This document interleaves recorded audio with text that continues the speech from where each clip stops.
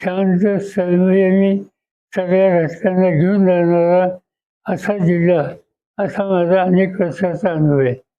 मी स्वतः त्या भागात जेव्हा लक्ष देत होतो, तिथं मी उभे केलेले 6 सदस्य आमदार म्हणून तिथे निवडून आहे. आणि एक प्रकारचं सामंजस्याचं वातावरण होतं.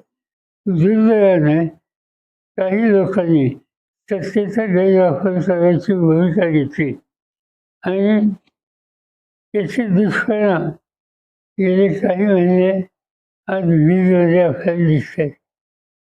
माझं स्वच्छ मत असं आहे की राज्य सरकारने कोण आहे याचा विचार न करता जो कोणी कायदा हातात घेतो, वातावरण खराब करतो, अशांच्या संबंधी अत्यंत सक्त असं धोरण हे आखण्याची गरज